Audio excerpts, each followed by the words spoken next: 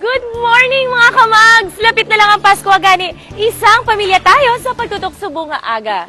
Let's spread happiness, mga kamags, para sa atong mga kapamilya nga makabig naton Everyday Santa. Pareho naman sa mga kaupod natin mga kamags nga wala nagauntat sa ilang nga paghatag sa pagatipan kag pag-rescue sa mga stray dogs. Gani updin niyo sila sa Cause for the Paws. Di naman niya sa syudad sa Iloilo ako nakilala ang mga Samaritan sa kalsada. Magkuha man sa inspirasyon sa ato na bisita nga nangintiog sang paghigugma. Bless makita nga makilala ang isa naton kamiga nga wala untat naga-spread sang good news sa aton mga kabataan pagi sa iya pag-Bible study sa cemetery. Hashtag isang pamilya tayo sa paghihibalo sa ilang mga istorya gani tutok lang diri sa inyong paborito nga show, ang Tatak Lokal. Magbibida, amiga! Paskwamano kung hindi, sila nagapanguna sa paghatag pagpalangga sa aton mga kapamilya. Sila ang aton mga Everyday Santa. Kilalahon ta sila subong nga aga sa Mag-TV na, amiga.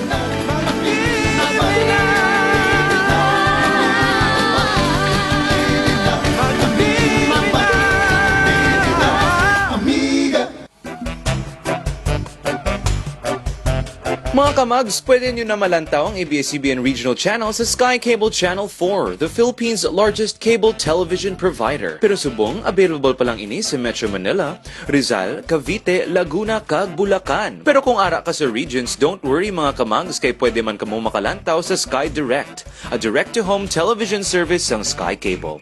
Ang Sky Direct ang nag-broadcast ng ABS-CBN Regional Channel nationwide to Channel 14. For subscriptions, call your local Sky Cable operator near you. ABS-CBN Regional Channel, bringing you closer to home. Available on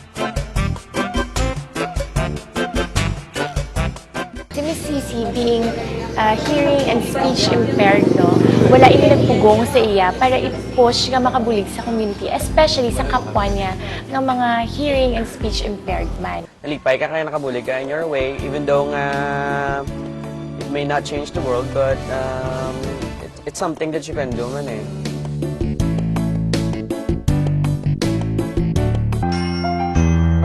Mga kamagsari kita subong aga sa Barangay 35 para kilalahon na naging tingog sa paghigugma. Isa ka interesting nga aga mga kamags, kaya nakilala natin si Amiga Cici Bilisin, ang first ever mascara queen sa Bacolod City. And at the same time, ang deaf mute. Nakilala man natin ang niya interpreter na si Amiga Joan. Si Amiga Joan, mga kamags, is married to a deaf mute also. Si Miss Cici being hearing and speech impaired, no? Wala ini nagpugong sa iya para i-push nga makabulig sa community, especially sa kapwa niya ng mga hearing and speech impaired man. We, the deaf, wanted to organize NDCI, Negrense Deaf Club Incorporated, because they wanted to start livelihood, scholarship, and sports activities for the deaf. She visited the deaf who are poor in other communities, the north and south. She visited them. And she asked the children how they are. And they informed her that there are so many problems. They don't even have food. They cannot even go to school because transportation is expensive and they don't have that. Mga kamags, no, usually kita, ginapaminsarta, kay tungod nga, disabled ang tawag, ginating tagidayon nga, kalimitado lang gid sang kaya nila maubra sa pangabuhi. Which is why, gina-aiman tani ni Amiga Cici, nga mapangitaan gid ubra, kag mapa-insyindi, mapa-relay sa aton, na gina-consider nila nga normal people, nga just because they are disabled, it doesn't mean nga hindi sila makaubra. She found out that, wow, it's very difficult. They have difficulties thinking what this deaf has experienced. They have different ways of dealing with the deaf. So it's really difficult to accept them to work. So it's really sayang. The deaf have so many skills, but it is all right, she said. She thinks now that she can start livelihood instead of putting them in companies so that the deaf can start their own businesses. And also, most of the deaf are asking her to start working on getting a kiosk for them. Right now, nagasugod sila sa ilang livelihood program kung sa diin nga. Sa subong, it's just small, but they're hoping that in the near future, nga magdako ini ma-expand and sila na mismo mangin negosyante na. Misisi kagwapa si mo, payota kagwapa actually. So, does it help? Do you get things easily done considering na ikaw ang first ever nga Mascara Queen sa Bacolod? Yes. Yes. When she became Miss Mascara, she didn't think to do this. But later, she realized it is easier to help other them because she is Miss Mascara Queen and people know her. Kami kasi si mga kamags, ang iyagid niya number one goal, ang iyagid niya aim, is hopefully mabalik nila ang kiosk para may ara sila area kung sa diin na makahold sila sa ilang mga meetings, ilang gatherings, kaya mo gini ng workout nila nga hopefully may ara sila sang enough funds considering na may ara na sila subong lapit sa 300 na ka-member. Miss Cici, thank you very much for being such a wonderful inspiration sa ato ng mga kapamilya. And with that, may gift kami tayo sa inyo. Beauty queen. Beauty queen with a pure heart.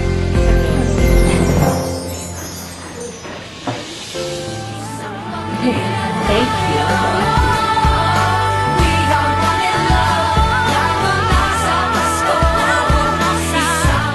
Mga kamags, isa naman kapina sa isang istorya sa mga grupo sa pamatanon yang ilakaw sa amo ang maghatag bulig sa mga gakagutuman kubos kag homeless diri sa syudad sa Iloilo. Kag bangod sa ila binuhatan nangin inspirasyon sila sa tanan para mag-share man sang ilang blessings. Aton sila kilalahon.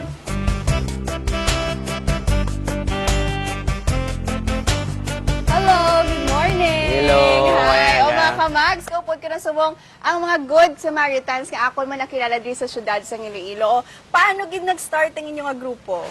Well, sang una, sa college namon, we were not into helping mga ganyan mga homeless students. We were one of those typical nga mga wala man sang pake sa kalibutan. But then eventually, one of our friends, si Rupa Mandere, when we were ginasupport naman kwarta through the weekend para magwa, siya yung nasupport yung kwarta para manghatag. So ginilog man namon ang iya nga ginaobra kay para sa amon mayo man sa bala. Eventually, amon naman ginaobra like once or twice a month garibot kami sa around the city as a group para manghatag. Individually, kumakalabay kami sa mga homeless, street children, kay mga old people, gahatag naman lang kami nga daan. And sa subong nga aga, wala ko magipapalampas ang chance nga ma-experience ko kung ano man ang ilagin experience every time mag-gift giving sila. O ari naman kamag sa aton mga good Samaritans gakuha na sa mga pagkaon na igahatag nila karon sa amon na yung katuan ng mga homeless. And sa ready na tanan, amon gilakat ang amon na destinasyon pakadto sa city proper. Kung sa diin, every time makakita sila sang ato mga kapamilya nga ara sa higadalan nga nagapungko, nagahigda, ginatagaan nila sa pagkaon. So ano ni kadugay ang inyong pag-ubra? Wala sa whole group, we've been doing this a whole year round. Nagadamo na kami and then there are people na ganyan start offers ng help and then we would just like kuwaon nilang help na kuwaon naman ng help niya halin sa ila and then just give it diyon sa homeless. Kag ako manibaluan no nga may ara sila nga unique way of gathering and sponsorship, especially ang mga pagkaon using ang social media. It started out sa una nga sang social trend bala sa Facebook na likes and shares and exchange for something bala. Nakita namon nga why not ask for something hindi para sa amon but para sa mga nakakinanlan gid, which is the homeless people in the streets. So anong feeling mo nakita mo damo likes, damo shares, damo nag-support? So, seeing the response of ordinary people nga gusto nila magbulig and then, well, there's always fulfillment yung feeling. Wala nga nakabulig ka.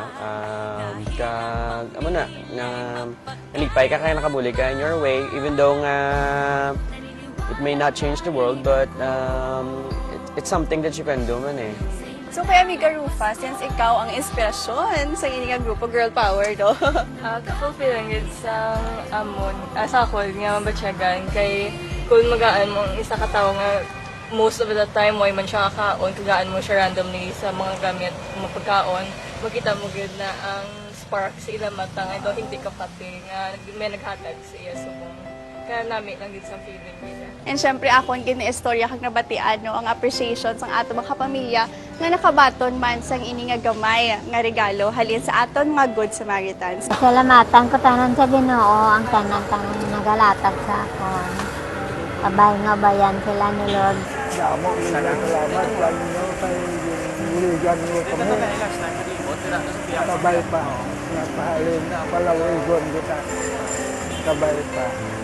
Salamat. Dito ko gina-feel nga kanami gali isang feeling nga magkahatag ikaw kay nakita ako ang smile and appreciation sang ato mga kapamilya no. Tsak to gina nga ang random kindness nila nagasurpresa man sa ato mga kapamilya kay nagpa-merry gid sang ilang nga aga. Very important ang essence of giving kay it also nourishes us as human beings. It helps us to be more closer to God. Hindi na kita magulat sa Christmas para ipabutyag naton tagi ipautwas ang aton pagpalangga sa mga aton kapuspalad nga mga utod. Hindi na natin pagulaton ang Pasko para magbulig. No, that's why we are doing this a whole year round. And today nga mas nagapalapit na kita ang Pasko, mas kinatodo pag ginamon. Sa mga gusto magbulig, kag sa nagabulig, maramo nga salamat kag ginahawlat ginamon ang inyo pagupod sa amon pag inyo pagbulig.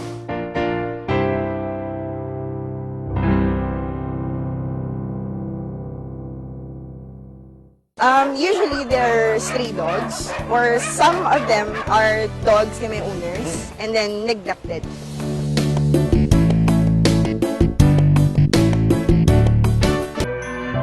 Mga kamags, ni nga nakilala ko si Amiga Charina sa Island Rescue Organization. Sila ni mismo mga kamags ang nag-rescue sa mga stray dogs. Our organization is an annual welfare, non-governmental organization. We base our work on 3 principles, IRO, rescue, educate, and advocate. Besides rescuing dogs, we educate owners on their responsibilities sa ila dogs. IRO mismo mga kamags in partnership with Care Bacolod. And grabe gid ang ilang advocacy to take care of these animals. CARE is also an animal welfare NGO like us, so we work hand in hand with them. So the shelter is managed by CARE Bacolod Kidsa. Sa sobra 2,000 ka square meters, diri nakalocate ang mga na-rescue ng mga stray dogs. Kung sa diin nagalabot sila sa 27 ka mga dogs, diin tani sila makitaan usually ang mga dogs na gina-rescue.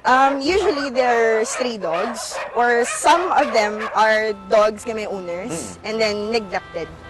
Abuse. Dogs usually severely emaciated, mga niwang-niwang, skin problem. Makita mo na ginabutot balat. Ang ilang organization is a non-government organization. So ang mga funds nga ginakuha nila halin gid sa mga donations kag sa mga other local supports pagid. We rely on donations, but not entirely. So what we do is fundraising. There are other students from different schools nga ga-fundraise, so they tap and then they make us the beneficiary or the care shelter. Mga fun walk, selling of shirts, we sell soaps man for dogs, mugs, basically anything nga ma-fundraise. And then the donations man nga magsulod, sa mo natag, forward man na din namon. Kagi na mga kamags, napakilala ni Amiga Sharina sa ako ng isa ka dog, si Bardot. Siya ni ang senior gid sila tanan. May ginpakita ni si Amiga Sharina sa ako. Because sa una, may picture na si Bardot. Nga grabe, gid wala na gid siya mga bulbul, ang panit, ya doon nag-decay na. Isang gin-rescue na siya sa IRO, mga kamags, isang Care Bacolod. Nakitaan ko na ang iya nga transformation. Nakitaan mo gid mga kamags na doon nag-recover gid iya. Skin miyara na siya sa mga bulbul. Liwat ka namin isang panit. And grabe siyang enerhiya. Si Thor, he was rescued, skinny, underage. And then, sa na-rescue na, may nagwa nga tumor siya. So Thor had 6 chemotherapy sessions sa breast.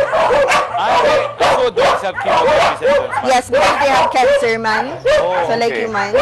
So after 6 chemotherapy sessions and rehabilitation, ginpapon na siya. And may waiting home na. Ay, okay. Si Rosie, na-rescue na sa care nga may belt sa liog, nga nag-embed kay naghugot. So gahabok na na siya niya. Pero after na check na sandok and then naka na ang belt and then bulong, amo na siya subong. She's really very playful. Mga kamags, kung kagina, ara kita sa mga dogs ng area, subong ari naman kita sa mga cats. mas hipo sila compared sa dogs. Yes, they are. Pila na di ka cat subong ang sa inyong Subong na bilhin mga 12 cats. 2 have been adopted previously.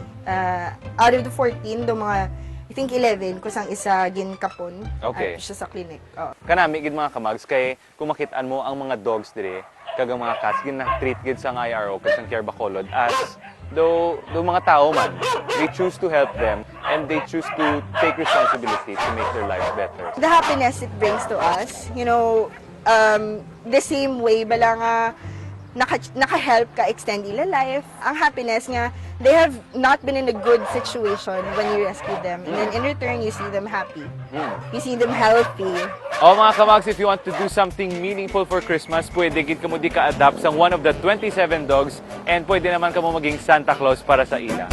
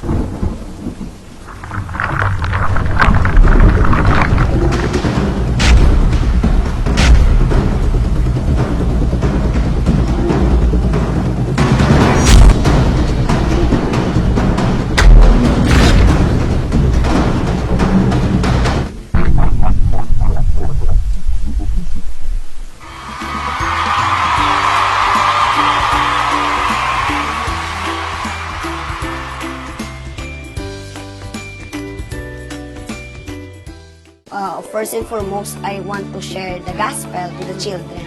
Kaya most ng mga kabataan subong broken family, amuna they thought nga ang life wasted and nothing.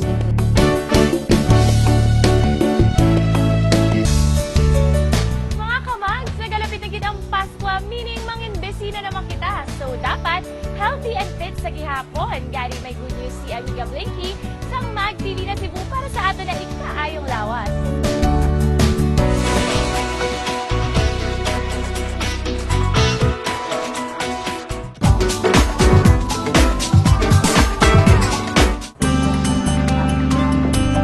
Bisan kun busy ko whole day,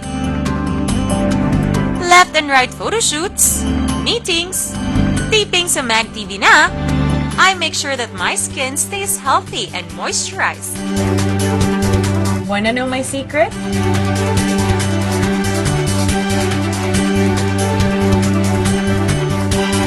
I take Lecit E every day. Lecit E is a powerful combination of vitamin E and lecithin. It is best to take a beauty vitamin which is both an antioxidant and a skin moisturizer. I recommend a powerful combination of vitamin E plus lecithin like Lecit E. Vitamin E is an antioxidant that fights off free radicals that damages skin cells, while lecithin moisturizes the skin and reduces wrinkles.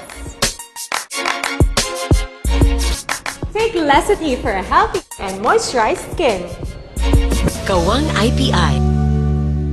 Mga kamags, ari kita subong sa isa ka patio diri sa Bacolod City para kilalaon ng aton isa ka amiga nga naga-Bible study sa cemetery. Yes, mga kamags, atong ginbisita ang Burgos Cemetery diri sa Bacolod para makita akag makilala si amiga ni Kai nga isa ka Sunday school teacher. First of all, una ko nga pamangkot nga of all the places sa tanan nga lugar nga pwede mo tudloan nga diri sa patio. Oo. Wala ko choice man dress lagay star. Pila ka nakatuig nga nagatudlo Sunday school sa mga kabataan diri sa patio? More than 1 year, ma'am. First and foremost, I want to share the gospel to the children, ma'am. Kaya most ng mga kabataan subong broken family, amuna they thought nga ang life wasted and nothing. Tungod wala sila, unloved sila. So gusto ko na ipabalo sa ilang nga 2,000 years ago may tao nga nagpalangga sa ila. Oo, so ano ang basic schedule mo para sa ila kada Domingo? Una tit makanta kami na ando ka worship song or sila tit children nga pangkanta, and then ma-read kami Bible or story para sa ila, and then ma-craft kami na sa ila para ang iba na muna ma-drawing, parang ila literacy man bala na, tapos ma-memorize sila verses. So medyo challenging kuno kay siyempre mga kabataan medyo dungol ug isa ako no natipon niya na gulpi lang may matindog naman nga isa. So ano ginaobra mo? At ma'am, kung ano man para-paraan ka man, kinanglan dapat nang makatch mong ila attention akon, ginapirmi yung nagdadramahan ko sila. Dapat artista ka sa tubangan nila, kay mamati na sila. So ang nanamian ko pagit sa kay amiga ni Kai no kay ginaobra niya ni voluntary. Anong gaka-inspire ka bala to keep on doing this? Ano na siya nga part sa ministry mo? Kung gakalipay, ko na nga makita kung ila faces, ma'am, sa tinion nga mahambal gid sila nga nang nami gid ang Ginoo no, na namian di ko na mabatian nga ang imo gin tudlo hindi lang blasta ma'am nga na ara lang da sa hangin. Nakita naton nga ang desire kag ang passion sa mga mata ni amiga ni Kai sa pagtudlo sa mga kabataan. Ato na ibaluan kay gusto niya maging teacher.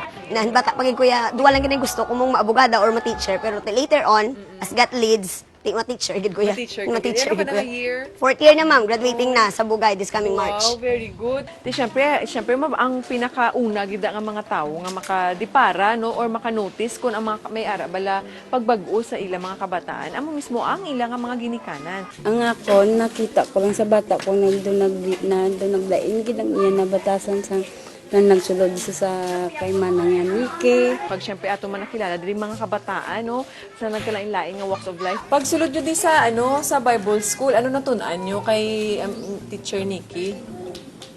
Nakabalo kami sa pulong sa Ginoo. Kag Jesus na din aton sila ging kwaya tapos nagpanto sa. Tingnan namian kamo di magkadto kada Domingo gid ha Para may matunan kami sa Ginoo. Ay, tood. Ti ano kamuya anong gusto nyo sa uli? Anong handong nyo para sa inyo lawas? Isra. Gusto ka maging maestra? First kay Teacher Nikki. Nga, how? Namiyan ko magklase sa mga bata. Ikaw, ya, ano gusto mo maging magdako ka? Sila pulis. Mapulis? Ti, pamatsyag mo ang ining pagskwila mo di sa Sunday School. Makabuli gid sa imo sa ulihi kung magpulis ka na? Paano? Ha? May eskwela ka to do? To you, amiga ni Kai, saludo ako sa imo. Ipamakot ko pa siya gani kung ano man ang handom niya para sa ila sa sininga Paskwa. Ang akon gid nga handom sa ila, ang story ni Jesus, hindi lang bala nga maging cliche and mere story lang, kundi mabatsyagan nila. Gusto ko na nga maintindihan sa mga bata, not just by mind, but by heart.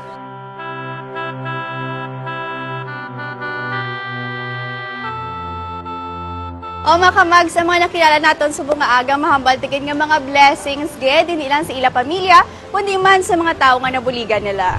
Kag na-realize ko man mga kamags, in our own simple ways, pwede man kita maging blessings para sa iban. We just need to extend a helping hand sa aton mga kapamilya nga nagakinahanglan. Ano man ang kasablagan, hindi upang para ipakita kag ipabatsyag ang aton nga pagpalangga. Ang marami pa mga kamags, kay man Paskwa man o kung hindi, dapat gid naton ipaambit ang atong pagpalangga sa atong isig katawo. Gani matudtuod gid nga isang pamilya tayo.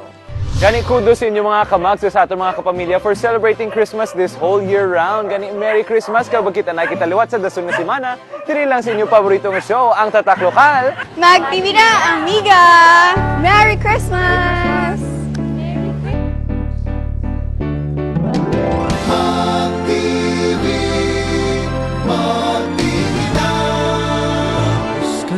Bala mag-obra, maglaba kag magplantsa, magluto kag magtigang, magpanglimpyo kag maghugas pinggan. Oras mo na magpahuway, gani mag-TV na. Amiga,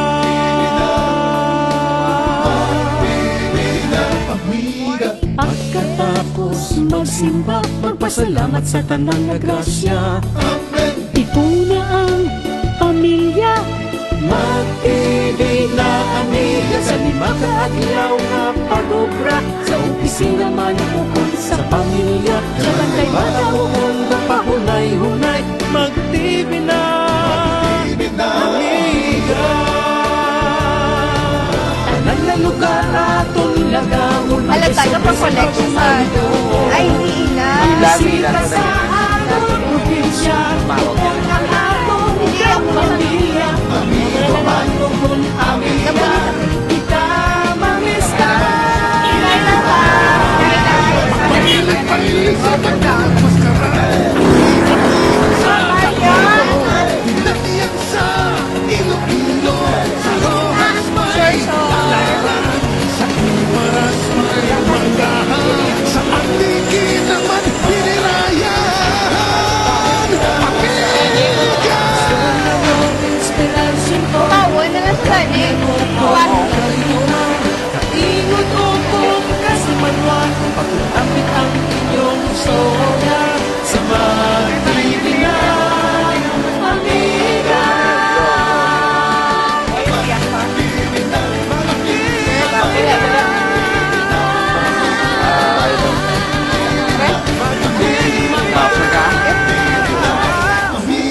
Pameri na sa maaga sa aton mga kapamilya.